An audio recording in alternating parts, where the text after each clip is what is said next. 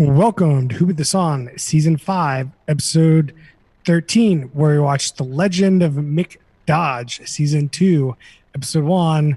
I'm Chris Lorenz. This is Brian. Noah Singer.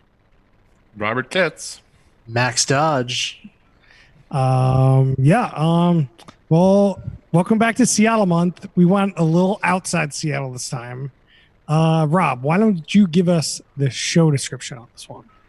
I really enjoyed the show description. Mick Dodge is one with the woods, having left modern conveniences behind 25 years ago to live among the trees, caves, and animals in Washington State's Hoh rainforest. It's not an easy life by any means. He sleeps in tree stumps and has no easy access to food. But each day presents a different adventure, and as the always barefoot Dodge says, all I have to do is follow my feet. He's walking the footsteps of 4 generations of Dodgemen who have called the Olympic Peninsula their home, and because the intensely private former Marine allowed National Geographic access to his world, this time viewers are welcome to witness the primal life of the Forrest Gump of Middle Earth. That's The Legend of Mick Dodge on National Geographic. Excuse me? Fucking do it. Calling Hobbit, man. All right, before we move on, if this is your first time listening, first time on the podcast, we do a different reality show each week where we watch one episode and we critique and judge and be judgy, and hopefully you enjoy. Anyway, this show was very questionable as a show. Like, it is presented kind of as a docu-series, as you're going to follow this guy, but then it's very questionable that this is actually like anything at all. It seems all scripted, almost every piece of it. Okay, so we watched the trailer before this, and to me, it kind of looked like an actual docu-series. Like, it was actually documenting like this person's life and like how they're actually doing this. And then we actually watched the show, and it seemed like a very cookie cutter experience, in my opinion. Like, I could easily like relate that to like 5 different reality shows. So it's kind of interesting to see like how they presented it in the trailer versus this. I don't know. I don't know how to talk to you about it, Brian, because it's like, so this is what happens this episode. So like, what the fuck's his name? Comes out of hibernation. Mick Dodge. No one cares what his name is. Comes out of hibernation. Then like, while he goes to his friend's giant fucking like mansion and gives him this like map, and they go to all the X's on the map looking for his grandfather's pocket watch, and like he finds random shit on these X's, which is fucking fake as fuck. Like, this is garbage. Yeah, but at the same time, like other reality shows have done the same exact thing. Yeah, well, like, when we watch somebody call them out how it's fake as fuck too. But this is like, that's the only thing that happened this episode was just stupid and fake. It seems worse how fake it is, because this idea is it's presented as, here's a guy who's real, living on the lands, doing the real stuff. And it's so the fakeness feels just so much weirder. It just seems like you're totally right. Like, this premise can be done so well, and it's just not done well. Like, it's just like the worst of this format. Like, we knew that like Survivor Man or whatever was fake, but like, I come into the show expecting this like eccentric guy living in the woods, like, and it's just like from step one, they come out with just garbage. Have we talked about sort of what goes on in this specific episode? We have not. That makes it fake. I think we should quickly go into that, which is somehow or another he stumbles across like a book from his great grandpa that had a map. And he's like, hey, I bet there's a cache of stuff at each of these X's on the map. It's literally some, and then it's a fucking treasure hunt. He goes geocaching for his great grandpa's stuff. And magically, he happens to find the exact right tree for all of these clearly hidden things. Some fucking bullshit. There's no way. Yeah, I mean, so we briefly went over what happens in this episode that brought that up.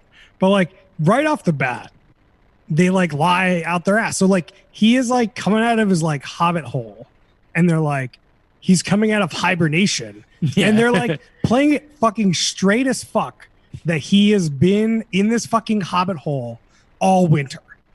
And that's just a flat out lie. Like, there's no way he was in that hobbit hole for 4 months. Like, Yeah. that's just not happening. Yeah, I think we went into the show with an expectation this is going to be that docu-series edge, and we're just like walking alongside Mick, and it's definitely not that. It's very much a like wink into the camera type of show, and I feel like I'm guessing, is Mick the real deal, or is he totally just playing a character? I don't really give a fuck, to be honest with you. Yeah, A, I don't give a fuck. B, I'm sure he's the real deal.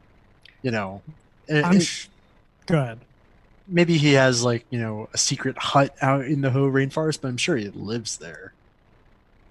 Yeah, I mean, so like, I'll give you that. He's probably an eccentric guy. Like, he's probably like a little nuts. If you wanted to get a drink with this dude, you'd be like, you need your own reality show. You're so crazy. And then number 2 is like, he probably built that stupid Hobbit hole thing, and he probably lives out in the Ho rainforest. Now, after the popularity of these shows, like, and his merchandise, all that other crap, like, I guarantee you, he's doing that money. He's doing stuff with that money, and that's not in that Hobbit hole. Likely. Yeah, I was surprised he had some merch online. Also, what I discovered in the corner, so often when you Google, I can't find a better term for him, but celebrities in quotes. You know, they're a top Google query is like celebrity name, net worth, and so of course I see what the estimate was for Mick Dodge, $150,000. So I don't know how much he's cashing in if his net worth is estimated to be $150K. I mean, fair. Can I read you guys a quick interview with Mick Dodge? Sure. Okay. So just like raise your hand if you think like I've said enough. Okay, so Mick Dodge says, I kept getting the same line, we just want to follow you around, he said. Then they showed up with scripts. The scripts they were coming up with were not making any sense, and it wasn't me. Dodge said he turned to humor during filming of the second season to highlight the ridiculousness of the storylines he was directed to follow and with the reality TV genre. As far as reality TV is concerned, I think it should die, he joked. That's all I wanted to read. That sums up my thoughts about the show, and I'm glad he is upfront about this. Yeah, he says a little bit better. He says, my intention was to show off this land, show off the mountain. That part was getting there, but the message was not getting through to the production staff. They had their agenda. It is all storytelling. Fascinating. I feel like they took like the History Channel route of like, yeah, they introduced like Pawn Stars to like show people antiques and stuff, and then they went a crazy route with it. I mean, yeah, this is completely scripted. Like Pawn Stars, I feel like the items are brought up, might not be, but like them talking and like riffing is like not scripted. It's unclear whether this guy, like, his grandfather had a pocket watch. Like, who came out? Yeah. Like, was that him? Let's be clear. If you're hiding stuff in the forest, you're not getting banged. I mean, like, yeah, how could he have a grandchild if he's not banging? Yeah, you don't get to bang in hibernation, Brian. That's the conundrum. That's why I think it's fake as fuck. Like you're just like not hiding that stuff. They spoke about this a little bit on the show, but even on the internet, they don't go into a lot of detail. I didn't go as deep as Max on the interviews, but it seems like his family's been based around the Olympics for a couple generations. And so I don't think they've always lived in the woods, even part-time, but it's definitely their home turf. I'm definitely okay with that, but like they definitely make it seem that they're more living in the woods than you would think. Not Mick Dodge level, but because as we see in this place, like they had a quote unquote home. Yeah. Well, yeah, we go to the Dodge homestead is one of the stashes, which like at one point when you're on when they show this map, which has like 7 X's or something on it, we go to like 3 of them or 4 of them, which I thought was really funny. And then like the last one, which is the Dodge homestead, which is like 100 miles away from the last X. Like it would have taken Mick like, I don't know, a couple days probably to walk from one X to the next X. Oh, like easy. it's not like a hop, skip, and jump away, but like down the street. It's like no, like even if X's are so far from each other. If that's like 100 miles away, he's primarily barefoot. Sometimes they show him with like these leather like wrappings on his feet. Let's say he can push like 15 miles a day tops, right? Like that's a good on week going 100 miles. Like this guy's like obviously been driven around all these places. And if his intention is to show off these places, like I get it. Like they showed off like at the homestead, right? They had like this giant stump with giant trees coming out of it. It was pretty nuts. Like that was cool. But then what wasn't cool was the rope that was already there that allowed him to climb up and then easily in the stump find a bag of coins or crap or Silver what. dollars. Oh yeah, this wasn't at the Dodge homestead. This was at the Peterson tree. The Peterson homestead. Sorry. Yeah. If you're watching this, I'm sorry. I'm sorry for you if you watch this. I'm sorry I made a mistake. Yeah, the quote helps a lot because like you get the guy's intention. He wants people to fall in love with this place like he has. It just all comes together why he would do these like kitschy little, oh, let me climb this tree. Oh, look, there's a little knot in the tree. Let me put my hand in it. Like, you kind of get it. He's just trying to do his minimum part to get the show on the air. No, I don't blame Mick at all. The producer of the show better have been fired. Yeah. I can't believe there's a season 3. I'm going to go figure this out on the producer side. There's a season 3? Jesus Christ. Yeah. Can you see if M. Night Shyamalan was involved in any way? I will check out. Back to this idea though that like they've lived on the land for generations. Like it just the whole thing doesn't make any sense because so he's like, oh, there was this watch and he loved it. So now that I found this random map, he must have hidden the watch somewhere in the woods. Like why would he hide it in the woods? And then the episode ends with he doesn't find the watch, he finds a harmonica and he's like, oh, I have such great memories. We were hanging out with this harmonica. It's like, A, why were you hanging out with him if he was just living in the woods, hiding things in trees? But B, why would he hide his harmonica in a tree? Like, what are you doing? Like, none of it feels the least bit believable. And He it didn't just, hide in the tree though. it's not He even hid it at trying. the old homestead. It's true. It was at his old home that like look some broken home they found. I don't know. Nothing is explained. But I it's mean, marked on an X on the map. Like, it's the whole thing is just so Yeah. doesn't make any sense. In the last place too, because that's where I want to hide shit on the map is the last place, so that they just know to go there. It's all fake. Like we don't need to reiterate how fake everything is. Maybe we do though. How much you want to bet that? So like after he comes out of hibernation, goes to his friend's house, Carl. How much you want to bet he just lives at Carl's house, like all year round, or that's his real house? I'm trying to bet he's How never many- met Carl before that episode filmed. That's also a possibility. All right, so an update from the corner. As you'd imagine, there's a lot of producers on the show. And M. Night Shyamalan is one of them. Boom. With a surprising twist, M. Night Shyamalan is not. But it looks like the people that are most responsible for the show, because they're attached to the most episodes, is this guy named Brian Scope. He's done on to do a bit more things. The JFK Declassified, Tracking Oswald, and then he's produced some things for the Clash of Clans game. wow, sounds like a real winner on our hands. He definitely hasn't gone up. And then there was another guy, Chuck O'Farrell, who seemed like the overall executive. He did Hoarders, Sell This House, Megastructures, and that's it. So TLDR, people in charge of this show did not get much opportunity to do more. Is this the apex of Chuck O'Farrell's career, do you think?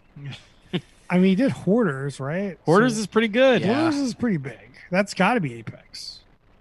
It And that's depends what still his going role on. was with Hoarders. If he was, the second assistant producer on one episode, maybe His not. role was he was the hoarder. Yeah, so he was a field producer on Hoarders in 2016. Sounds like he set up one of the houses to be hoarded. Yeah, it definitely doesn't look like he took a dip, like, but his career was a little bit on a decline. Like, it's a little hard to tell. Like, he was starting as a director for like little things and became a producer.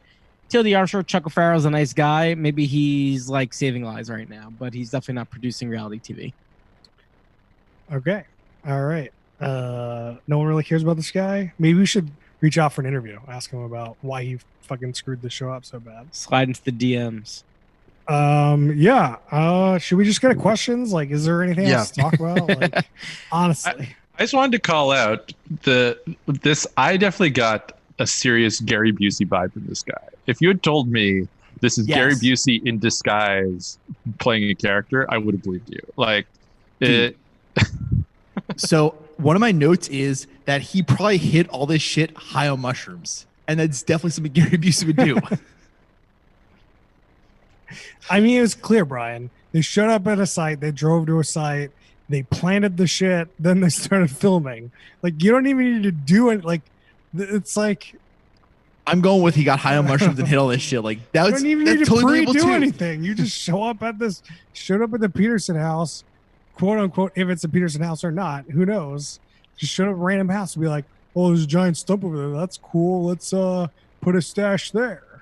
Yeah, but that makes sense for like the other X's where it's like, oh, this shit's cool, X. And then you go to the next spot and you're just wandering the woods for like 3 days. Yeah, he's just not wandering anywhere. He's just driving. All right, let's get to Oh, wait, I want to give one thing before the questions. So in the middle of cornering, I do find that people like this show. So on Google, when you search the show name, it says 94% like this show. Clearly that's biased because it's people who are Googling that show name. But also on IMDb, out of, I think it was like 250 ratings, at a 7.0, which is fairly high. Insanity. Yeah. You know, entirely possible this is a particularly shitty episode, but I don't care what other people say because this show is hot garbage and I hate it. Max, I feel it can't just be this episode. Your quote from Mick summed up the show so perfectly. I can't imagine. Here's my thing, though. So this sort of, framework that they had in this episode of like a treasure hunt, sure, that makes sense. That's an activity you can do in the forest. What the fuck is the rest of the show about? Is it all treasure hunts? Is it like, yeah, this week I got my great aunt. She hid some chicken tenders in the stump and I gotta go find them. Like, what the fuck is the rest of this show? That's a great question. I'm sure Internet Corner could look it up. In the meantime, who do you think the worst human being on the show is? The Are the producers. Wow. Are the producers eligible or no? I think Yes. so. I think that they win. The producers. The Definitely producers are the winner. Who's the apex career? Like, he's the worst. He's the one in charge. He gets all the blame. Let's see. What's our next question? What's the most baffling / cringeworthy moment? The entire show. How about when he was sniffing the dirt? Oh, Ooh, okay. yes. Yeah, that was actually my favorite moments. Okay, so he goes into this tree and he finds some rainforest dirt. So he takes it up to his face and he just gives a real good whiff. And he says, that rainforest dirt, it's got those parasites, so it'll kill your brain so you stop being a city person. It's like, what the fuck? I feel like the most baffling moment for me was when they first, like, when it was clearly I found out the show was like super like scripted, was when they first made it to the first geocache. And in that geocache was a wool fucking shirt in the middle of the goddamn rainforest. Left what 20 minutes ago? Like, a wool shirt's not gonna last like more than a week. Like, it's fucking garbage. I can walk down to the Gap right now and get that one. I like how they pulled out the shirt. It, like, you could just tell they like ran it through some wood chips and then like tucked it into the tree. It looked fine. Like, but yeah, it looked fine because it was left in the middle of the rainforest. Yeah, I think the most baffling moment is like I expect us to like follow Mick throughout the forest, and he shows up at his friend's house. That's like palatial. It's a mansion, like a log cabin mansion in the middle of the forest. I'm like, what? So you have an out?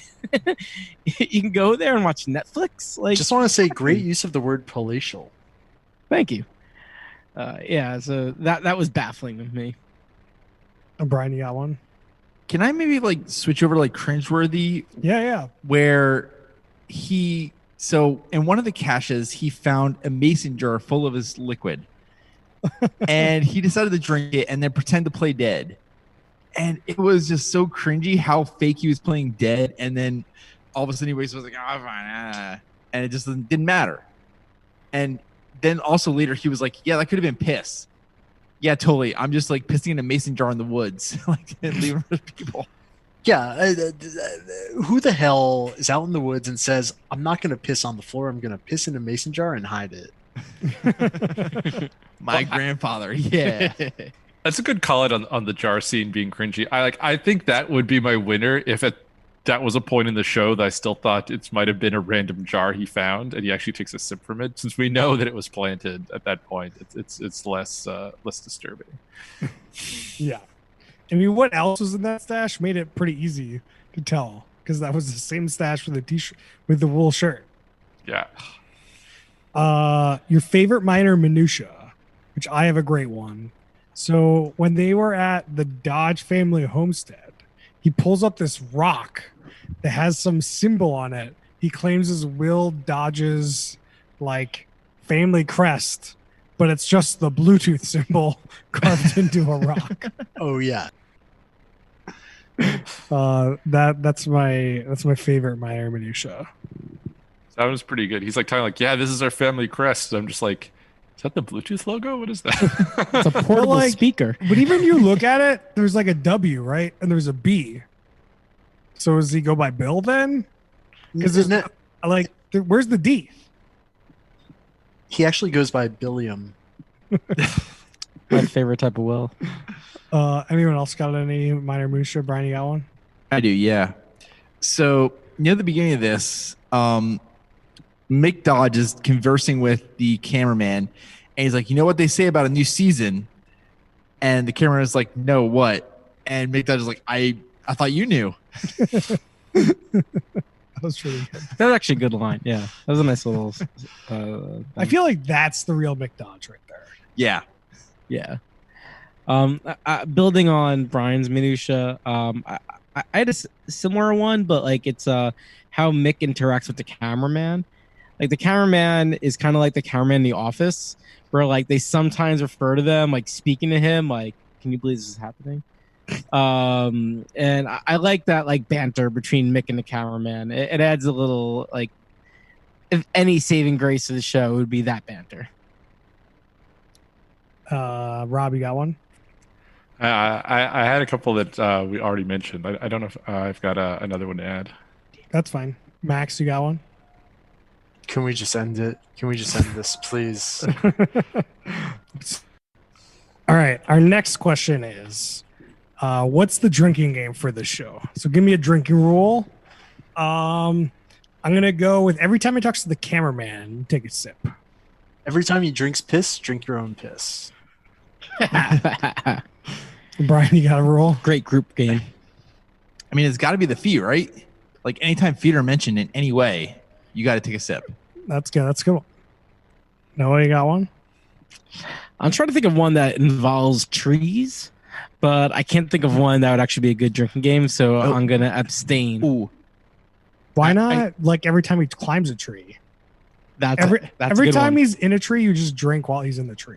That's a very good one. Yeah. Like just while he's climbing. Rob, you got one? Those are good ones. I feel like it's all I'm thinking of is every time something happens that is clearly super fake, you got to take a drink. Yeah, that's definitely a popular one, I think. Yeah, so I don't know if this one's a tough one. I don't know how much I like this question, but who do you think inspired the show? Like, what is this like a carbon copy? Who's the mom and dad of the show? I like this question. So, like, you got what was the Survivor guy show? What was his name? Survivor Man. I assume that was before this show, right? With Bear Grylls. I think that we just don't know. I don't know enough. I'm gonna say I'm with Busey was a precursor of this show. I think so Yeah. too. Because that's like a really early show. Like that was what 2000 something, early 2000s. Early 2000s, yeah. I'm trying to look up when Survivor Man came out. I think that there are a lot that just like kind of turn into just fun fanfare. Like I would also throw like Pawn Stars as just some distant like cousin, like second or third cousin. Yeah, I mean like it seems produced like that, but like the show itself is set up like Survivor Man, which Yeah. was 2007. So this was 7 years after Survivor Man. Yeah. So yeah, I think we're probably giving it too much credit that it's looking so far back in reality show history. But yeah, I don't know what else is going on in Nat Geo at the time. No, I mean like they're definitely looking back because like I think that they changed it a bit. I would best in season 1 because what we saw in the trailer was different. I honestly think that like they saw what happened in season 1, they quickly flipped it. That's my bet. I have no idea. I'm not gonna Yeah. go back and watch it, but I don't care either. to be And also honest. just looking at like a lot of related shows and their airing date, I think 2014 was like the heyday for nature-based reality show like Survivor gimmicks, like Naked and Afraid since 2013. Right, there's a lot of these like Roughing in the Woods that just came out around this time. Our second to last question is, what do you think the production schedule is for this show? Like this episode was filmed clearly in a day. Like No, you said No. they travel 100 miles. oh yeah, this is filmed over 2 weeks. No, you're right. I would say 3 days. Well, no way, dude. This is like they're banging these all out. Like Yeah. I guarantee you that like they didn't film just this episode. They like That- went to Saul's house, where the fuck his name was, the mansion, and like they filmed a bunch of shit there. Like, oh, we need this scene for this setup. You know, we're gonna go to this stump and we'll do a couple things there. Like, But that's it's why fucking I all think garbage. that's why I think it's 3 days. Well, I think they filmed the whole season in like 2 weeks. Yeah, I get the whole season 2 weeks definitely. Like, they're not spending any more time with this dude. Production crew can't be out in the rainforest doing nothing for more than 2 weeks. So Brian, do you think they're filming multiple episodes at once and like it's filmed out of order? Yeah, I think that I think that they'll like be traveling around, and because it's like so far between, that they'll film like a bunch of stuff, like Chris said, and they'll piece it together, and it's totally fine. It's just maybe like each episode takes 2 to 3 days. You know what? I might extend it to 3 weeks. There's 22 episodes in a season. Oh yeah, that's a lot. Oh, of wow. episodes. Like I'd give it another week. Yeah. Yeah. And they I'm actually only look like seeing they 8 actually go episodes in somewhere. season 2. What's that, Rob? Are there actually 22 episodes? Are you sure? On Google right now, season 2 episode says 22. What does Wikipedia say? I don't know. While we look that up, I think we should get to our ratings. So it's your first time. Our ratings are stack rankings. So you rank each show against all other reality shows that you've seen and we've done on the podcast. So we have your top third, your middle third, and your bottom third. You try to stack rank them. Look it up if you need a better explanation. I'm sure there's a great YouTube video for that. Anyway, since Max is dying to stop talking about this show, Max, what's your rating? Bottom third, bottom of the bottom. It sucks. Fuck this show. All right. Thanks, Max. I'll go next. It's clearly bottom third. You might see this in the bottom 5 at the end of the season. Chris, I know I you wouldn't don't be believe surprised. in. I know you don't believe in the 9 ranking. You only believe in the 3 ranking. But if you had to give this a 9 ranking, what would it be? Oh, yeah. I mean, I have to go with you, Max. I think this is bottom of the bottom. But Thanks, Chris. This Thanks for was- the solidarity. this is kind of more entertaining than some other shows. Like, it kept my attention more than other shows, and it was short, but it's garbage. So, Rob, what do you got? I think this show is summed up well with the fact that I went to the National Geographic website to get the show description, and it says all National Geographic shows are available on Disney Plus. And this show is not available on Disney Plus. Bottom done. third show. Disney Plus has disowned this show. Wow. I am sure. Like all old, like most old reality shows are gone. Like we can't watch them. We just did. Well, spoiler alert for next week, we want to do Real World Seattle, but like the old Real World Seattle season is gone. It's erased from the internet. There's no DVDs, so like not the only show that has. I'm sure I can find it. It's fine. We'll do the new season. Brian, what do you got? I'm going to vote for top of the bottom. And the reason is it's super cookie cutter, but they try to make it entertaining. I'm never going to watch any more of this, but it's on par with like a lot of other reality shows, though. All right. Noah, what do you got? Bottom, middle of the bottom. The reason why it's not bottom of the bottom, there's some shows we watch at Chris's point that's like just unbearable to get through. This was bearable to get through. And so that's why it's not bottom of the bottom. Rounding out my updates from the corner. So there is a season 3, and that has 12 episodes that went straight to DVD. Google was combining season 2 and 3, kind of, to get to their 22 episodes. It's confusing because season 2 has 8 episodes. Season 3 is 12. 12 plus 8 is 20, not 22. Well, Still don't season get 1, where the 2 episodes come from, but what about season 1? that's even, yeah, the math gets even worse because it only Google said there was I believe they said there was 11 episodes. Wikipedia says there's 12. Google and Wikipedia don't add up. Let's trust Wikipedia on this. Season 1 and 12 episodes. Season 2 had 8. Season 3 straight to DVD at 12. Oh man, Nat Geo disowned the show even before season 3 like went air. Yeah. 2 really fun facts about the legend. Prediction: they're not actually really fun. I am gonna stick with Rob on this. All right, take it away, Noah. I will take my bet on this. The Legend of Mick Dodge Wikipedia page was edited in the past 7 days, which I find shocking. That is a fun someone fact. else is up on here. Also, one of the 3 related articles for this show is Kung Fu Panda. Ow. You know what? I have to take it back, Noah. Those are some fun facts. Good job, Noah. The internet Great. corner came through. Good stuff. Thank you. All right. Well, that's it for Mick Dodge and his quote unquote legendary status. I've been watching. I started watching Lovecraft Country, premiered on Sunday on HBO. I liked the first episode. It was good. I like the horror was good. The like tone and feel of like being black in the 50s, I think. Very visceral, very sets you up for like real danger. Like they did. I'm assuming, I don't know how accurate it really is, but I'd highly recommend giving it a shot. I don't know how the season's going to play out, but I'm definitely looking forward to some weekly content. It's been a while. What channel is it on again? HBO or HBO Max or HBO Now or HBO Go. Oh, wait, HBO Go's. Correct. HBO Go is dying or dead.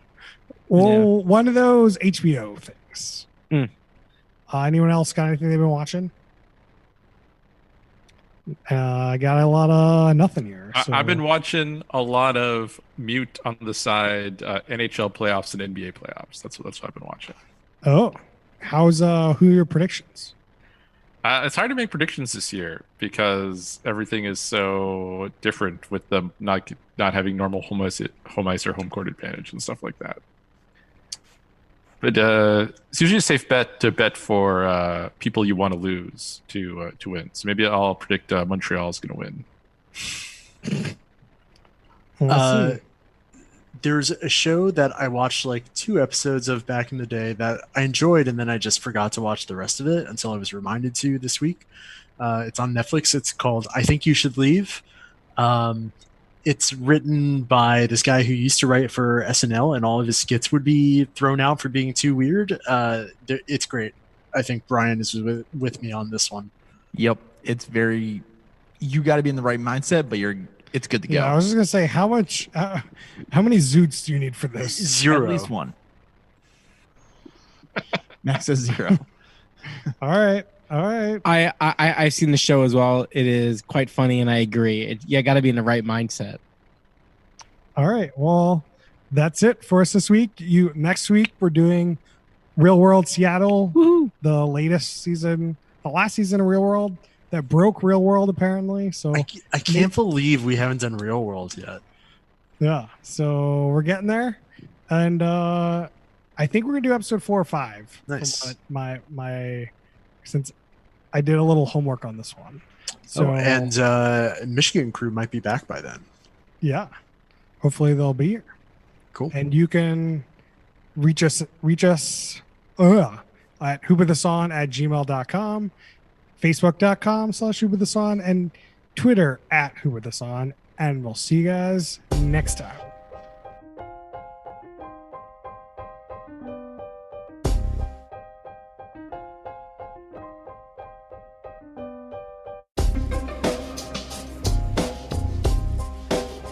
Welcome to Who Put This On, season 5, episode 13.